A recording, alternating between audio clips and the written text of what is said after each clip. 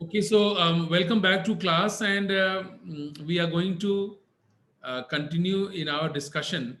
और हम लोगों ने पिछली बार इनफैक्ट से तीसरा या चौथा लेक्चर है लैंथेनाइड्स के ऊपर, और हम लोगों ने पिछले लेक्चर्स में बहुत सारी इंपॉर्टेंट बातों को हमने ऑलरेडी डिस्कस किया है, और हम लोगों ने लैंथेनाइड्स क्या होते हैं डिफाइन किया, and we looked at various perspectives, various opinions, various definitions of what F block elements would be, and then we took it down from there to what an F block element would be, to defining what are lanthanides. Then we defined what are actinides and why are lanthanides called the 4F series elements, etc. Then, based on the electronic configuration, we also discussed that lanthanum element actually should not be considered as part of the lanthanide series. However, बहुत सारी किताबों में lanthanide series की शुरुआत lanthanum element से ही की जा रही है, और उसका एक मत है, उसका एक व्यू पॉइंट है कि क्यों ऐसा हो रहा है। हमारा अपना एक व्यू पॉइंट है और दूसरे लोग हैं उनका अपना एक व्यू पॉइंट है। लोगों का कहना यह है कि लैंथेनम को लैंथेनाइड्स के साथ इसलिए जोड़े रखना चाहिए, और लैंथेनाइड सीरीज की शुरुआत लैंथेनम से इसलिए होनी चाहिए क्योंकि लैंथेनाइड्स की बहुत सारी प्रॉपर्टीज लैंथेनम से मैच करती हैं। Okay, so many properties of the lanthanides match with the properties of lanthanum. That is why the name has been given. क्योंकि लैंथेनम की प्रॉपर्टीज और लैंथेनाइड की प्रॉपर्टीज काफी कुछ मैच करती हैं इन एलिमेंट्स की, from cerium up to lutetium, इसीलिए इन एलिमेंट्स को जो नाम दिया गया है is taken from the name of the element lanthanum. So lanthanum के समान है, इसीलिए लैंथेनाइड्स कहा गया। ये लोगों का मत है, ये वैज्ञानिकों का मत है ये, that their properties of lanthanum element are very similar to the properties from atomic number 58 cerium to atomic number 71 lutetium, and therefore these 14 elements should have a name derived from lanthanum and therefore should be called lanthanides. फिर उसके बाद हम लोगों ने और दूसरी चर्चाएं की थी, और एक और खास बात मैंने आपके सामने रखी थी, वो ये थी कि लैंथेनम एलिमेंट को हम शायद प्रॉपर्टीज के आधार पर तो लैंथेनाइड्स के साथ रखेंगे, but if you look at the electronic configuration of lanthanum then you will find out that lanthanum actually does not have any electron in the 4f subshell. Configuration of lanthanum is lanthanum 57 configuration is 4f0, 5d1 and 6s2. So it is 4f0. So f subshell में electron नहीं है। So जिस element के f subshell में outer most electron नहीं है, हम उसको f ब्लॉक का मेंबर कैसे बना दें। इनफैक्ट लैंथेनम का जो 57th इलेक्ट्रॉन है वो d सबशेल में जाता है। So 4f0, okay, 5d1, 6s2. So ये जो d सबशेल है, 5d सबशेल है, इसके अंदर लैंथेनम का 57वां इलेक्ट्रॉन, 57th इलेक्ट्रॉन एंटर करता है, इसीलिए लैंथेनम को डी ब्लॉक का मेंबर कहा गया। So on the basis of electronic configuration lanthanum is a member of the D block, whereas on the basis of properties some people say that lanthanum should be considered as member of the F block, lanthanides के साथ रखना चाहिए। और एक विरोधाभास है, एक debate है, डायकोटमी है, जिस पर अभी भी बहुत सारी बातें हो रही। फिर हम लोगों ने रिएक्टिविटी स्टडी किया था जनरल इलेक्ट्रॉनिक कॉन्फ़िगरेशन के बाद, कि on the basis of the general electronic configuration, how do we define whether the lanthanides are highly reactive, less reactive, least reactive, non-reactive, and we had a huge long discussion as far as that is concerned. और फिर उसके बाद हम लोगों ने electronic configuration देखा था, और ये पिछले लेक्चर में था। दो व्यूज इलेक्ट्रॉनिक कॉन्फ़िगरेशन को लेकर थे। एक व्यू ये कहता है कि जो डी सबशेल का इलेक्ट्रॉन है वो रिटेन होगा, और एक व्यू ये कहता है कि जो डी सबशेल का इलेक्ट्रॉन है वो रिमूव हो जाएगा। अब हम उन बातों को यहाँ पर डिटेल में आपके साथ डिस्कस नहीं करेंगे, उसका वीडियो मेरे चैनल पर आपको मिल जाएगा, आप देख सकते हैं उसको। और बाद में ये पाया गया that although there are two views, in one view says that the 5d subshell electron will be retained, the other view says that the 5d subshell electron will not be retained, okay, it will shift to the 4f subshell. So ये दो views हैं, और अब बाद में देखा गया है कि जो व्यू जिसमें कि d सबशेल के इलेक्ट्रॉन को शिफ्ट किया गया into the 4f subshell, that view got more sort of support, more popularity, more logic, more chemical rationale. So that was considered to be the actual final electronic configuration concept. सो इतनी बातें हम लोगों ने अब तक में 3-4 लेक्चर्स में हम लोगों ने स्टडी करी. मैंने बहुत ही ब्रीफ तरीके से, सरसरी तरीके से आपको सारी बातों को रिवाइज कर दिया है. And today we are going to look at oxidation state of lanthanides. और अगर समय रहा आज की क्लास में, then we will also look at lanthanide contraction, which is also another very, very important part of the lanthanide study as far as the study of lanthanides is concerned. The lanthanide contraction and post lanthanide effect, ये बहुत important part है. Let's begin with the oxidation states. Now, so it's on the screen here and you can see very clearly, lanthanides form compounds in these 3 oxidation states. ये जो 3 अलग अलग oxidation states हैं, इन 3 oxidation states में lanthanide elements के जो compounds हैं वो हमको देखने को मिलते हैं. +2 oxidation state, +3 oxidation state, +4 oxidation state. Now having said that, please listen to this very carefully. सारे lanthanides from, and I don't consider lanthanum as a member of the lanthanides. I am talking from cerium onwards, cerium up to lutetium. From cerium up to lutetium जितने भी elements हैं, किसी किसी में +2 stable oxidation state है, किसी में +2 +3 oxidation state stable है, किसी में केवल +3, किसी में +3 +4, किसी में +2 +4. इसका मतलब यही 3 ऑक्सीडेशन स्टेट से मोर और लेस जो सारे एलिमेंट्स में स्टेबल ऑक्सीडेशन स्टेट्स के रूप में पाए जाते हैं. कहीं कहीं पर एक है, कहीं कहीं पर एक से ज्यादा oxidation state stable oxidation state के रूप में देखा गया है. But it is +2 +3 and +4 oxidation states which are primarily found in the members of the lanthanide series, जिसमें से जो ट्राई पॉजिटिव आयन है, लैंथेनाइड का जो ट्राई पॉजिटिव आयन है, वो प्रिंसिपल स्टेबल ऑक्सीडेशन स्टेट माना गया है. इसका मतलब the most stable oxidation state in the maximum number of elements is the +3 oxidation state.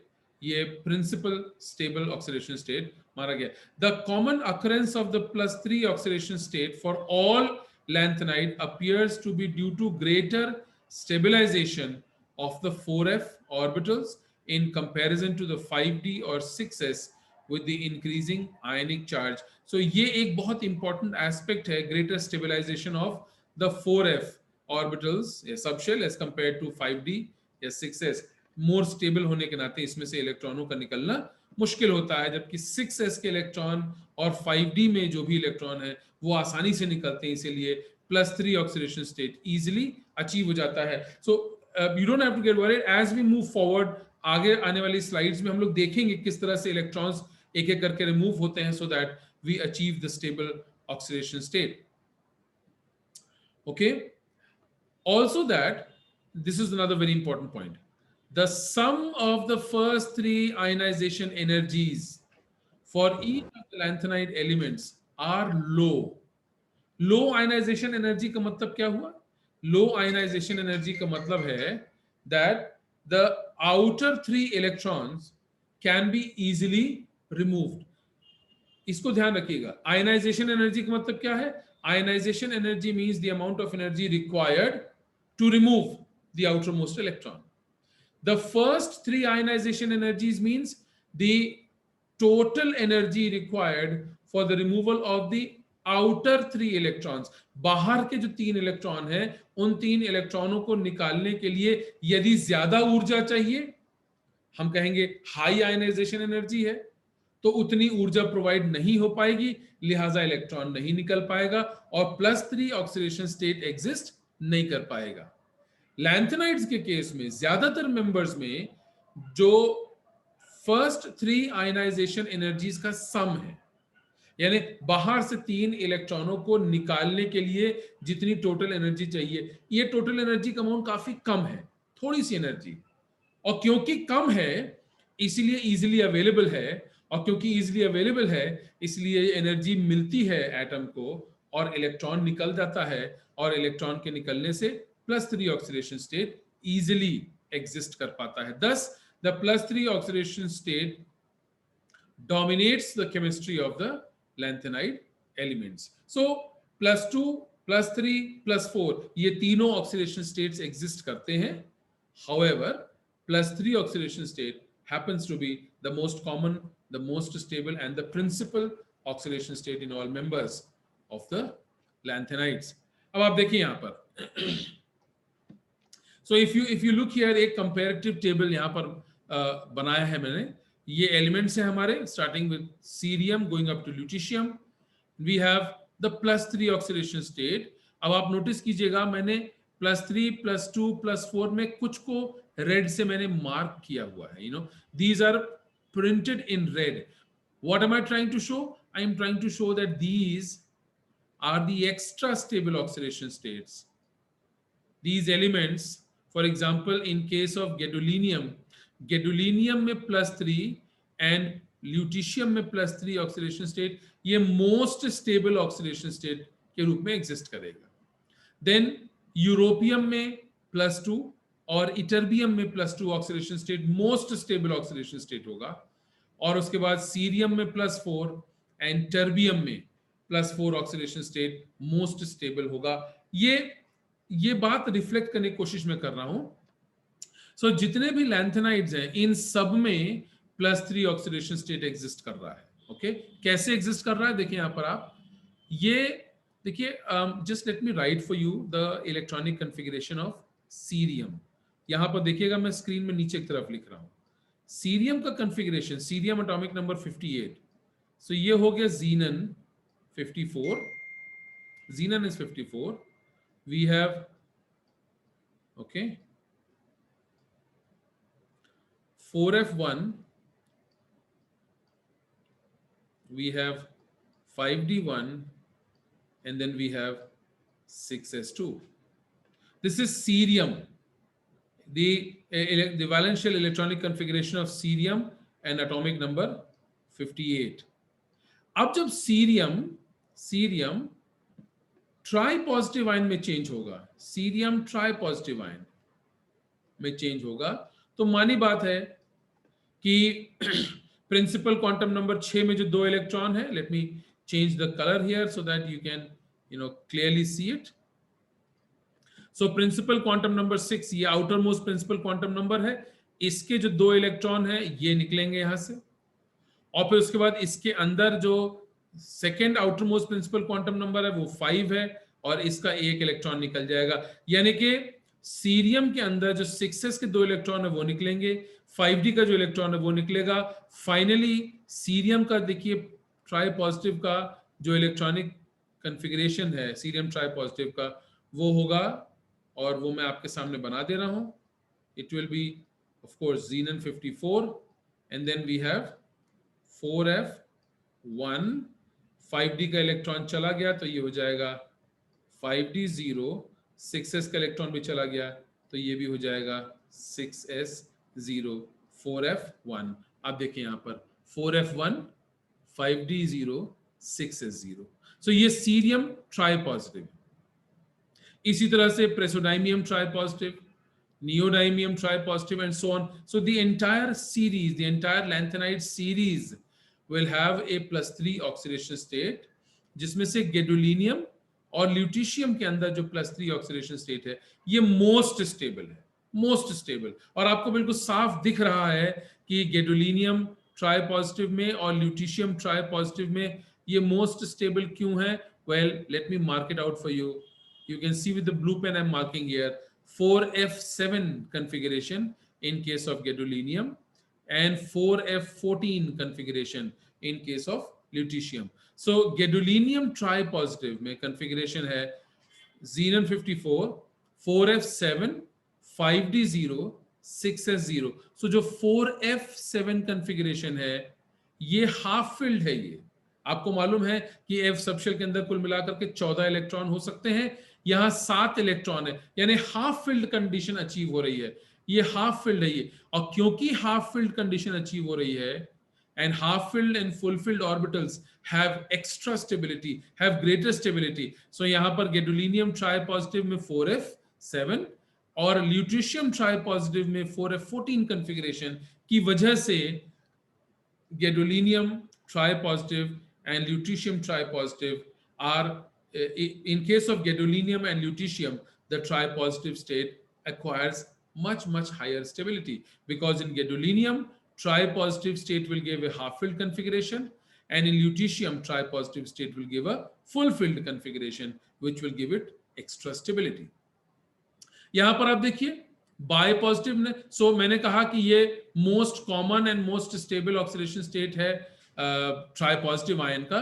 Bye positive में देखिएगा, नाउ कुछ एलिमेंट्स ऐसे हैं जिनमें bye positive oxidation state exist नहीं करता है. हाउएवर अगर आप देखिए नियोडाइमियम में और समेरियम में, यूरोपियम में देखिए आप 4f7 की वजह से ये एक्स्ट्रा स्टेबल है. So in case of europium, +2 oxidation state acquires much higher stability because of the presence of 4f electronic configuration. And in case of ytterbium, +2 oxidation state acquires greater stability because of 4f14. Once again, half-filled and full-filled orbitals की वजह से इनके पास extra stability होती है. Now, if you see here very carefully, the +4 oxidation state also exists and is found in a few members of the lanthanide series. However, in case of cerium tetrapositive and terbium tetrapositive, they have greater stability. Why do they have greater stability? Because cerium tetrapositive will give a 4f0 configuration. Okay, there's degenerate cells. F0 का मतलब degeneracy हो गई, and terbium tetrapositive will give a 4f7 electronic configuration. So, just to sum it up, oxidation states 3 प्रकार के पाए जाते हैं, +2, +3, +4, जिसमें से +3 oxidation state most common है, सबसे अधिक सारे members में यही पाया जाता है. As far as +2 and +4 are concerned, they are also stable oxidation states, but they are found only in a few selected members of the lanthanide series, जिसमें से कि in case of the tri-positive ion, gadolinium tri-positive and lutetium tri-positive have extra stability. In case of the bi-positive ion, europium bi-positive and ytterbium bi-positive have extra stability. And in case of the tetra-positive ion, cerium tetra-positive and terbium tetra-positive have extra stability. And the primary cause for extra stability is right here in front of you. Either the presence of a 4f0 or 4f7 or a 4f14 electronic configuration will give it an extra stability. So ये आपके सामने है. मैंने lanthanum try positive ion का जानबूझ करके यहाँ पे लिखा है, just to give you a perspective. देखिए लैंथेनम का इलेक्ट्रॉनिक कन्फिगरेशन हम लोग सब लोग जानते हैं, और वो है of course we have xenon 54 over here. We have xenon, and then we have 4f0, and then we have 5d1, and then 6s2. So जब लैंथेनम ट्राई पॉजिटिव में चेंज होगा, जब लैंथेनम ट्राई पॉजिटिव में change होगा, तो ये 6s के 2 electron चले जाएंगे, 5d के 2 इलेक्ट्रॉन चले जाएंगे, तो क्या बचेगा? हमारे पास बचेगा xenon. ये तो 4f में 0 हाई है, so there's no point talking about the 4f subshell. 5d भी 0 हो जाएगा, और 6s जो 2 था ये भी 0 हो जाएगा, which means basically हमारे पास लैंथेनम ट्राई पॉजिटिव में xenon इलेक्ट्रॉनिक कन्फिगरेशन बचा, xenon. और हम जानते हैं कि xenon जो है वो एक इनर्ट सब्सटेंस है, एक इनर्ट गैस है, और क्योंकि इसका इलेक्ट्रॉनिक कन्फिगरेशन एग्जिस्ट कर रहा है और ये इनर्ट है, इसीलिए लैंथेनम ट्राई पॉजिटिव को एक्स्ट्रा स्टेबिलिटी मिल जाती है. So it is the F0 electronic configuration giving it N inert gas configuration, because of which lanthanum tri-positive becomes extra stable. And then of course we have gadolinium tri-positive is a 4f7, and lutetium tri-positive is a 14 electronic configuration. ये extra stable configurations हैं. और इसी तरह से bi-positive and tetra-positive में europium bi-positive, ytterbium bi-positive, cerium tetra-positive and terbium tetra-positive, all of these have extra stability. Okay, so +3 के ये elements हैं जिनके पास extra stable configuration है, and then of course we have +2 and +4. Now in addition, +2 and +4 oxidation state will also occur for elements which will acquire F6, F14, F1 and F2 arrangements by losing 2 or 4 electrons. अब देखिए यहाँ पर आप presodium tetrapositive will give a F1 configuration. Presodium tetrapositive. So आप देखिएगा प्रेसोडाइमियम के अंदर tetra positive में 4f1 कॉन्फ़िगरेशन है. ओके, प्रेसोडाइमियम का इलेक्ट्रॉनिक कॉन्फ़िगरेशन था 4f5 5d0 6s2. 4f5 था 5d0 6s2. तो 6s2 के 2 इलेक्ट्रॉन निकल गए और यहाँ पर ये इलेक्ट्रॉन निकल गया, बचा 4f1 and 5d0 and then we have 6s0. So ये presodium tetra positive में 4f1 configuration है. Then we have similarly we have neodymium tetra positive f2 configuration, samarium bipositive f6 configuration, thulium bipositive will have f13 electronic configuration. Now ये +2 and +4 oxidation states क्यों exist करते हैं? Well, one of the reasons why presodium tetra positive is existing is, इसको गौर से सुनिएगा, presodium tetra positive में F1 configuration है और अगर किसी तरह से ये एक इलेक्ट्रॉन निकल जाए तो इसको भी F0, अगर -1 इलेक्ट्रॉन हो जाए तो इसको F0 configuration मिल जाएगा और F0 configuration जो है वो extra stable configuration है. It will provide greater and extra stability to the ion. So presodium does exist in the tetrapositive oxidation state and wanting to shift to a pentapositive oxidation state so as to acquire F0 configuration. Similarly, neodymium tetrapositive क्यों exist करता है? F2 है, यानी कि F2 oxidation state F2 electronic configuration में exist करता है और अगर किसी तरह से ये 2 इलेक्ट्रॉन्स निकल जाएं, ये -2 इलेक्ट्रॉन हो जाए तो इसको भी यहाँ पर F0 कॉन्फ़िगरेशन मिलेगा जो कि बहुत स्टेबल है. अब देखिए यहाँ पर आप समैरियम बाय पॉजिटिव, एक minute, Amit, is my voice clear to you? Yes, sir. All right. And is my screen also clear to you? Yes, sir. All right, good. Thank you so much. So, samarium bipositive F6 configuration ले करके और bipositive ion के रूप में क्यों exist करता है? You know, F6 is neither F7 nor F14 nor F0. So ये F6 इलेक्ट्रॉनिक कॉन्फ़िगरेशन क्यों एग्जिस्ट करता है? बहुत गौर से सुनिएगा, क्योंकि यदि F6 होगा और अगर कहीं से इसको एक इलेक्ट्रॉन मिल जाए तो ये F7 में चेंज हो जाएगा और F7 का मतलब हुआ half filled electronic configuration which has greater stability. So plus samarium +2 oxidation state, bipositive oxidation state exist ही इसलिए करता है so that F6 may gain 1 electron from somewhere and change to F7 electronic configuration, which is half filled and hence extra stable. And similarly, thulium bipositive has F13 electronic configuration with the hope कि कहीं से अगर कोई एक electron मिल जाए तो ये F13 से F14 extra stable, full field extra stable electronic configuration की ओर बढ़ जाएगा. So we have +2, we have +3, we have +4, but then we also have a few अच्छा, मैंने कहा था +2 के कुछ ऑक्सीडेशन स्टेट स्टेबल हैं क्योंकि वहां पर F7 F14 कॉन्फ़िगरेशन मिलेगा. +3 में कुछ स्टेबल हैं क्योंकि 7 and 14 इलेक्ट्रॉनिक कॉन्फ़िगरेशन मिलेगा. सिमिलरली यहां पर +2 and +4 ऑक्सीडेशन स्टेट्स एग्जिस्ट कर रहे हैं लेकिन उसमें ना F0 है ना F7 है ना F14 है. तो ये एग्जिस्ट क्यों कर रहे हैं? ये एग्जिस्ट इसलिए कर रहे हैं ताकि अगर F1 में किसी तरह से एक इलेक्ट्रॉन निकल जाए तो ये F0 हो जाएगा. यानी presodium tetrapositive is living with the hope that it would lose an electron and change into F0 electronic configuration. Neodymium tetrapositive is living with the hope that would lose 2 electrons and gain F0 configuration becomes stable. Okay, neodymium tetrapositive. So see here, this is tetrapositive and this is 4F2 configuration. And then we have samarium tetrapositive, bipositive, living with the hope that F6 configuration will gain 1 electron from somewhere and change to F7.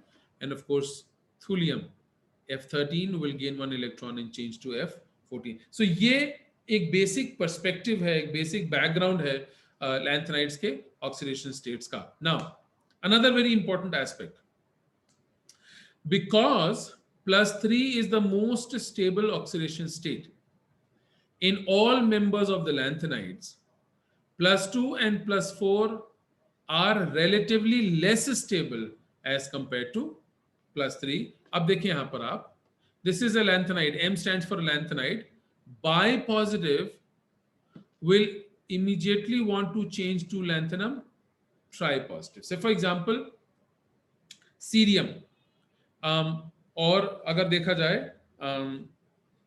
+2 oxidation state है, will want to change to +3 oxidation state because +3 has greater stability.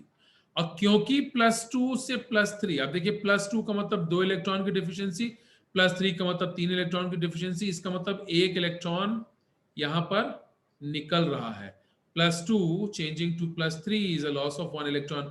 This process is oxidation, and in oxidation the left hand side species behaves as a reducing agent. So this is oxidation and the left hand side species is a reducing agent. So M bipositive becomes a strong reducing agent. Why? Because by behaving as a strong reducing agent, ये आसानी से जल्दी से अपना एक electron release करके और try positive में चेंज होकर के स्टेबल होना चाहेगा, इसीलिए ये एक स्ट्रॉन्ग रिड्यूसिंग एजेंट के रूप में बिहेव करता है. इस तरह के सवाल पिछले सालों में कॉलेज एग्जामिनेशन में और यूनिवर्सिटी एग्जामिनेशंस में पूछे जा चुके हैं, that why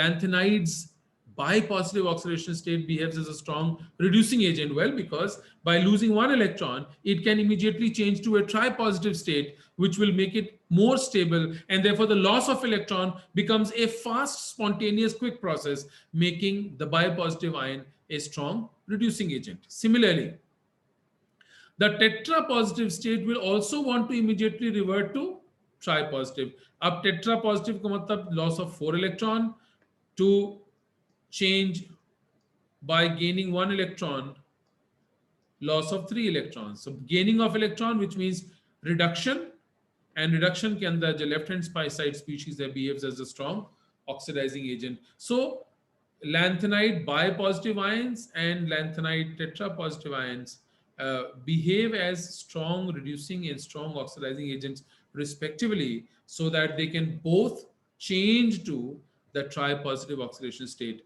which has greater stability. So ये जो oxidation state, oxidizing agent, reducing agent की जो strength का घटना बढ़ना है, वो भी इस बात पे निर्भर करता है कि +2 +3 में change हो जाए तो +2 strong reducing agent हो जाएगा, और +4 +3 में change हो जाए तो +4 will behave as a strong oxidizing agent. Okay.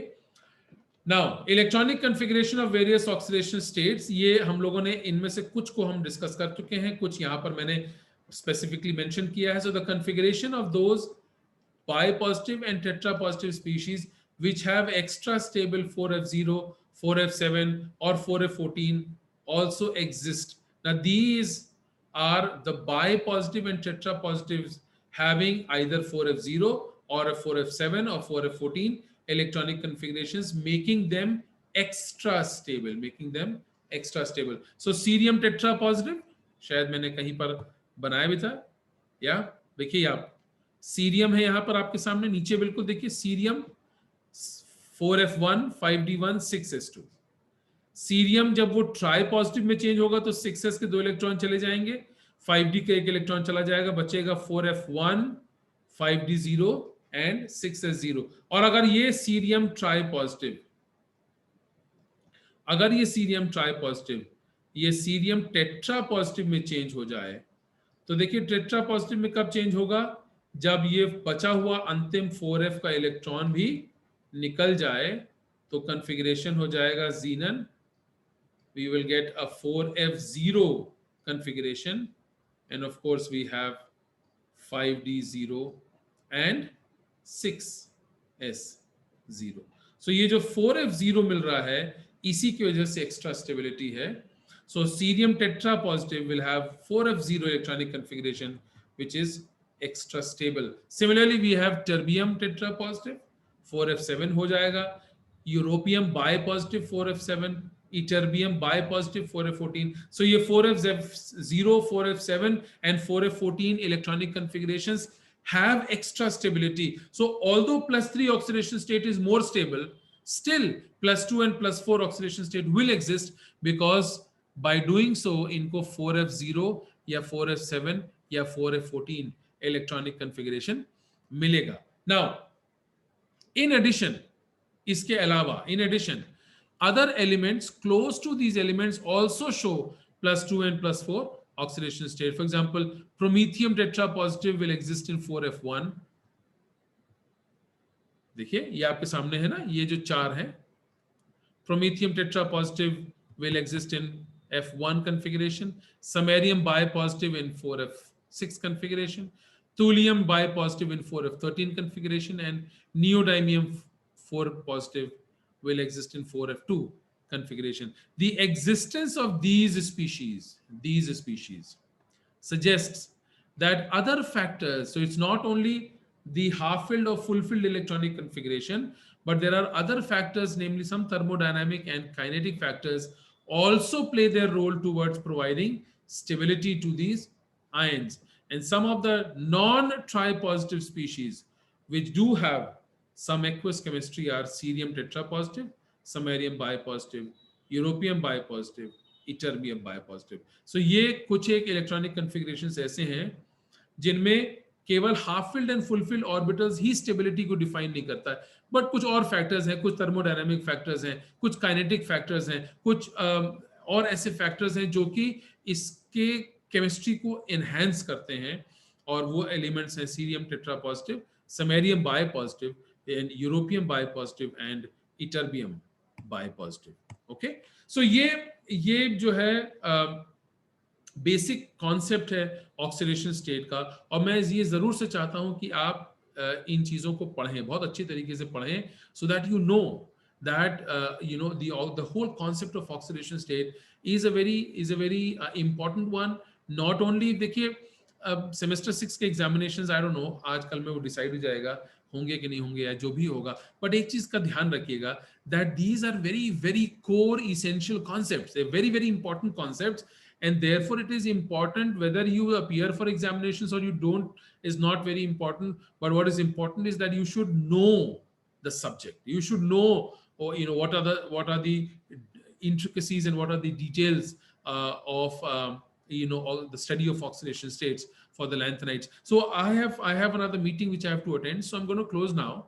और मैं जरूर से चाहूंगा कि जितनी बातें हम लोगों ने अब तक पढ़ी हैं इनको बहुत अच्छी तरह से आप पढ़िए, इनके नोट्स बनाइए, prepare your notes very well and make sure that you have all your material in one place. अच्छे तरह से systematically पढ़िए, systematically notes बनाइए, and of course जैसा मैं पहले भी कह चुका हूँ कि if there is any question that you want to ask, feel free. Many of you are already contacting me for questions, और अच्छा लगता है जब आप लोग सवाल पूछते हैं, and I am in my own capacity I am able to share the answers and solutions to your queries. So we will close for now, और जब next time हम लोग मिलेंगे तो lanthanide contraction के कॉन्सेप्ट को हम लोग पढ़ेंगे और हम इसको डिटेल में आपके साथ डिस्कस करेंगे. So thank you very much and guys, you have a good time. Thank you so much. Thank you.